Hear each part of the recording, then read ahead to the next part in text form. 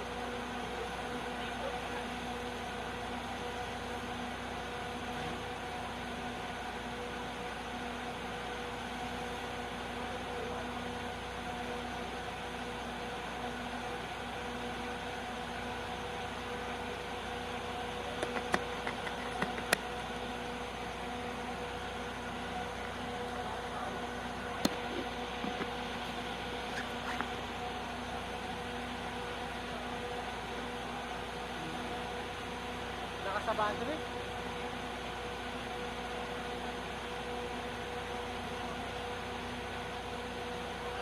Ang nakaset ka lang pre, kung igano mo. Wait mo na lang.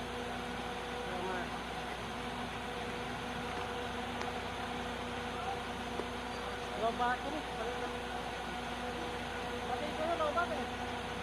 Parehas low battery sa akin. Ano ang parehas low battery?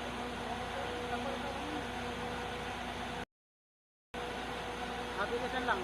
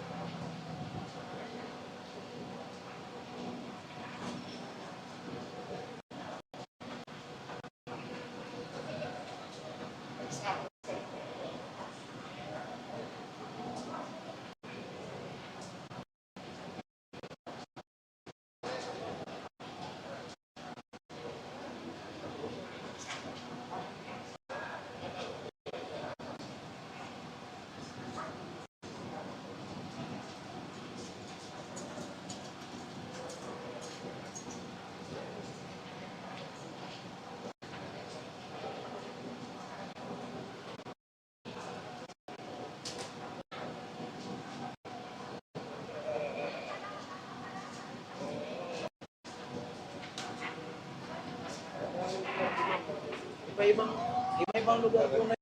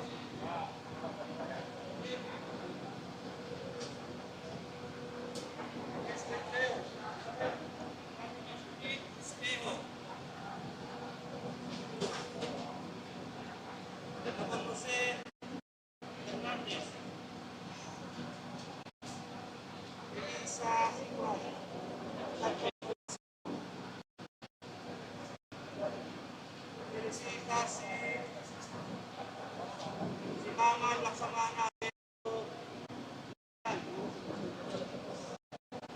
Roar!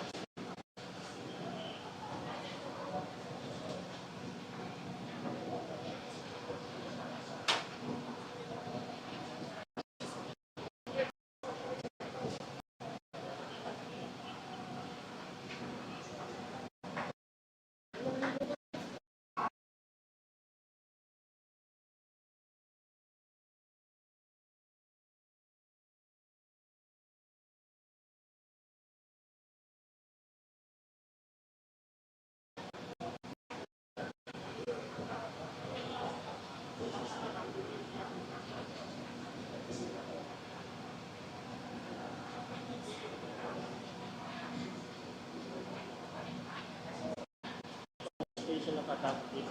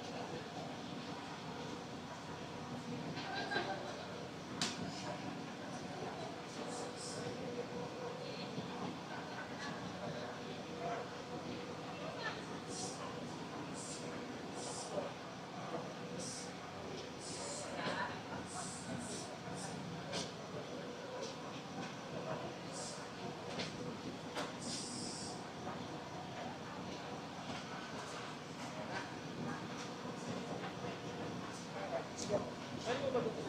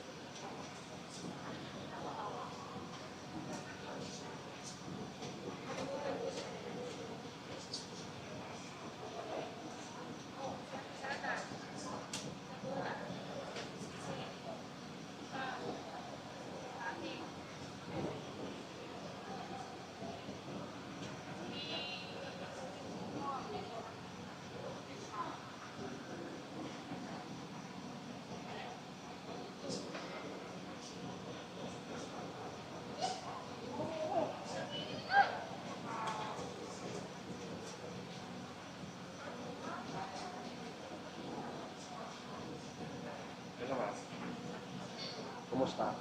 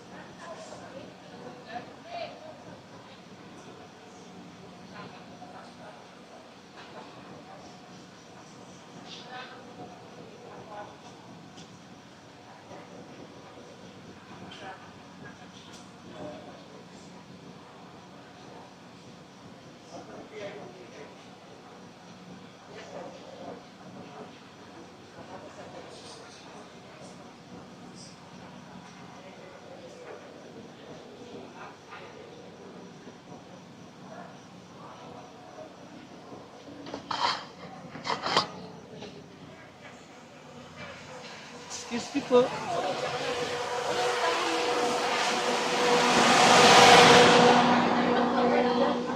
Check mic. On na to. On. Hi.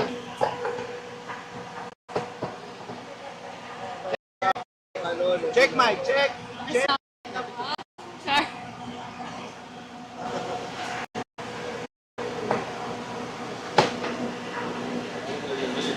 Hindi Sir Jay. Pero sabi kasi maganda po kung nakakita ng fresh na yun, mama. Nagilamos Ay, sa na. kahapon. Ay, sa kahapon. Hagad na hagad sa kahapon. Oo, talagang bilag-bilag tayo kahapon.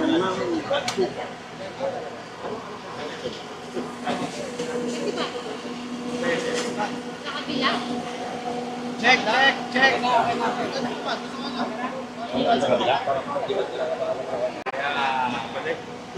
At sabi namin, tatulong kami dito. Check that.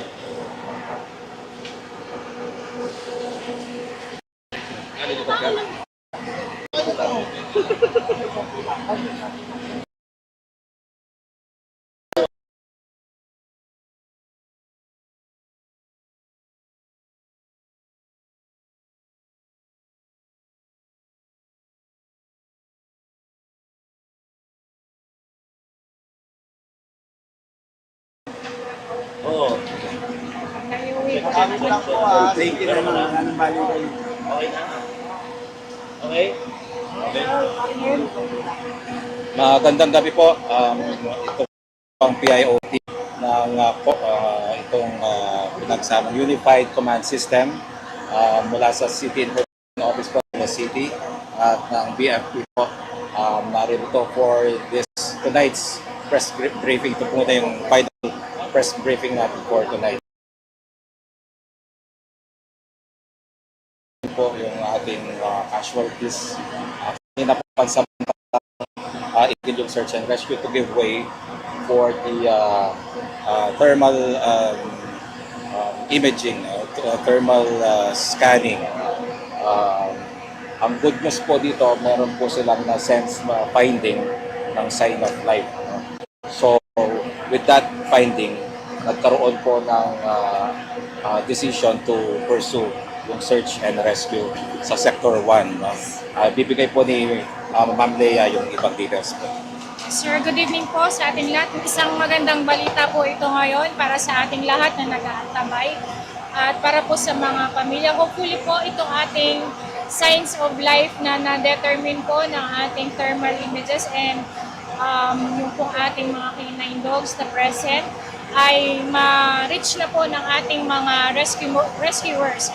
Right now, ongoing pa po ang ating rescue operation kasi 3 beses po nag-positive sa thermal imaging ng different imaging sources. That's why by around 5 p.m. po, pinasok na po natin yung another portion ng Sector 1 para po ma-reach natin po yung pinapakita ng ating thermal detectors.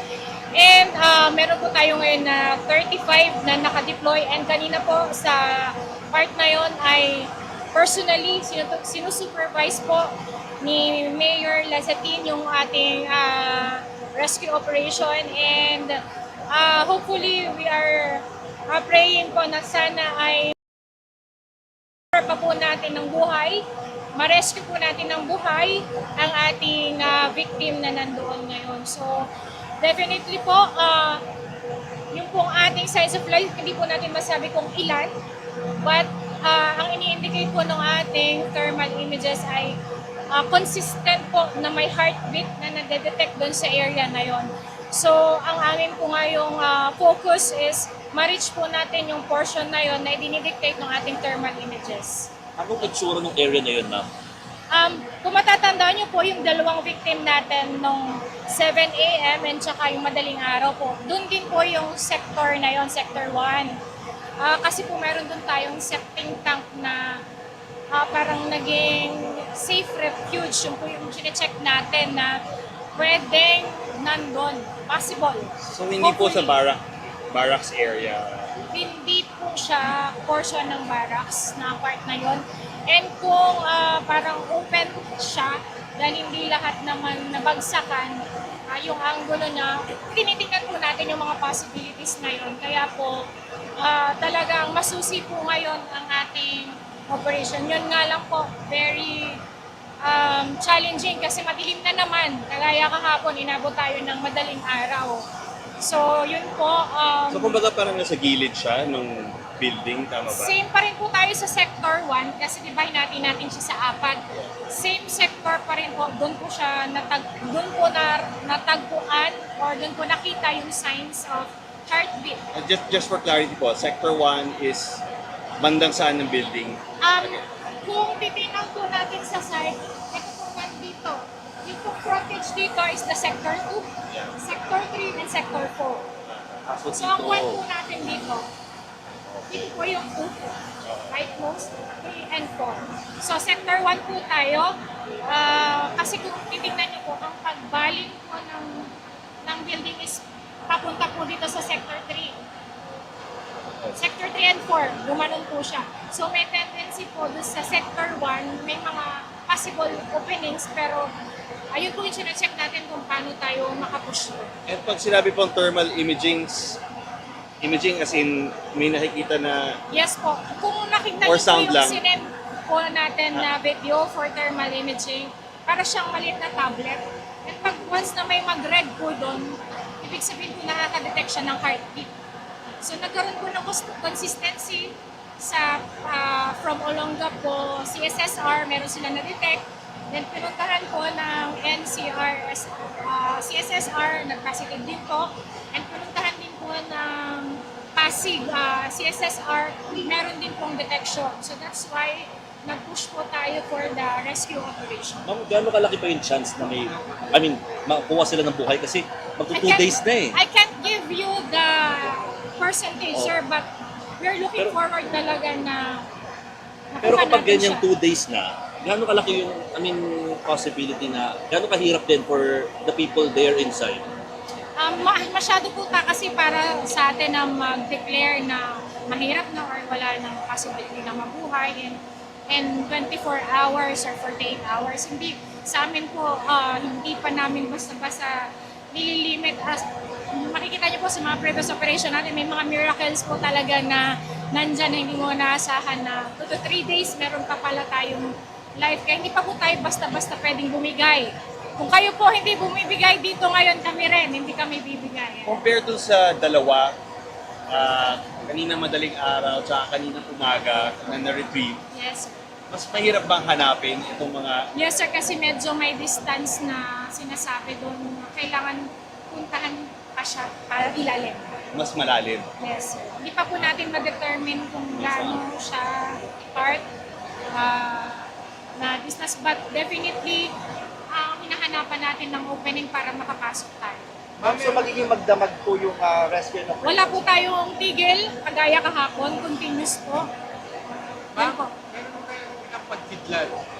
May contingency po ba kung sakaling umulan, bumuso ang ulan? Ang rescuer po natin, definitely, kung magiging safe para sa kanila, magpapastop po tayo. Since hindi pa po natin nahahanap kung saan part yung detection ngayon, i-stop po tayo. But definitely, magiging challenging sa part ng ating mga victims kasi po, magdadagdag siya ng weight. And when there is already weight, may possible movements. Speaking of weight, hindi pa po gagamit ng heavy equipment. Hindi pa naman po kailangan. But kung mababasa po kasi yung mga debris, may tendency po na bababa pa ulit yung mga debris natin. Makakakos po ng additional weight para po dun sa ating mga patient na nasa loob. Ma'am, kayo na po safe naman yung gagawing rescue operations kahit po madilim na. We do the operation safely. Our first SOP is for our responder to keep safe before we can save life of others. Yun po kasi yung SOP ng ating mga rescue. Kailangan number 1, safety po muna ng responder natin because we cannot rescue any life if we are already evicted. So hand equipment po yung gamit nila ngayon? Meron po tayong mga rescue tools na dala-dala sila sa baba and we are looking pa po kung paano tayo makapenetrate sa loob. Pero ma'am, kung naka-bunker or barracks ng construction, hindi pa natin Wala pa po tayo dun sa ganung stage. So far, yung bakit nag-collapse? Wala pa po tayo, sir.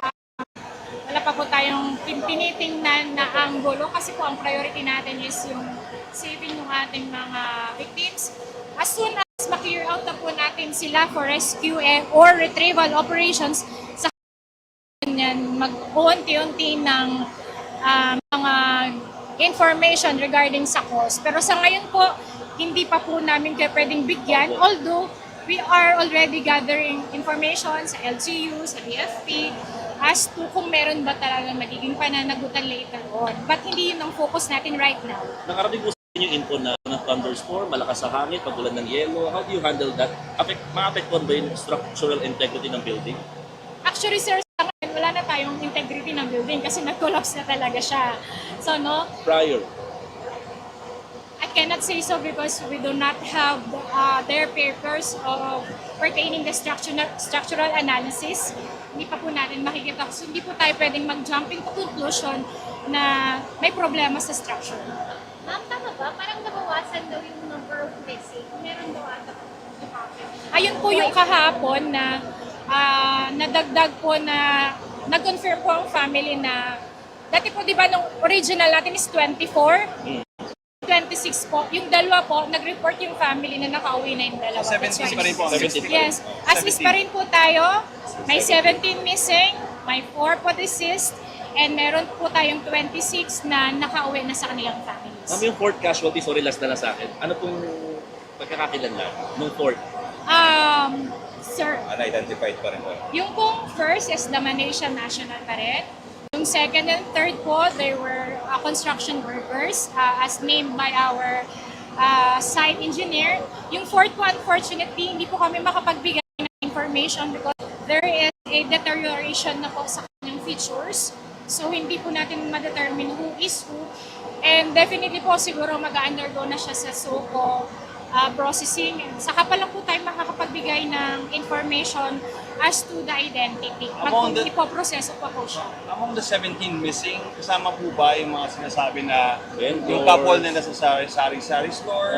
Tapos meron daw po mga families yung mga asawa daw po ng mga construction workers, anak ng mga construction workers. Yung mga claims po kasi na yan, may mga list of names po kasi tayo na without confirmation kung ano ba yung affiliations nila. Kung workers lang ba talaga sila. Yung mga nakalistang pangalan na earlier, kung siya po ba yung family member. Na kasi po may mga magkakaparesang apelyido sir eh. So, hindi pa po natin pwedeng sabihin na hindi sila reported or probably nandun lang din talaga sila sa reported. Malalaman po natin din. On the light po ng mga pangyayari ngayon, tinawagan po ang ating City Veterinary Office at meron silang na-rescue isang aso. No? Itong asong ito, nung pinagtanong-tanong, Sir, huwag lang po. Ayan, thank you. nung pinagtanong-tanong po sa mga surroundings, nakilala po itong asong ito, no, na alaga po ng foreman. No? Bigla pong lumabas sa rubble. So ngayon po papunta ngayon ang City Veterinary Office para po ilingapin, check up at bigyan ng shelter. Nasa po yung aso? Andun po sa ano natin ngayon, doon sa site natin ngayon. Sir, on the part of the LGU na parang kahapon hindi pa natin ma-reach yung contractor or the owner of the building, may update po. The same po, yung pumunta yesterday, nagpakilala ang mga friends po ng owner ng property. No? Pero right now, wala pa rin pong communication sa owner sa contractor. Thank you very Thank you, much thank po. you po. Magandang gabi po. Mag-advise na naman ulit kami sa GC. Anong oras po briefing bukas? Titignan po natin sa advisory kasi about 24 hours po ulit kami. So para hindi na po kayo mag-antay, mag-advise po kami sa GC. GC, okay. Ma'am, pasama naman sa GC, hindi pa ako nakasama. Pwede po kayo magpatulong sa kanila. Pwede po silang mag-direct ng mag-add sa GC. Salamat po, ma'am. Thank you, thank you, thank you.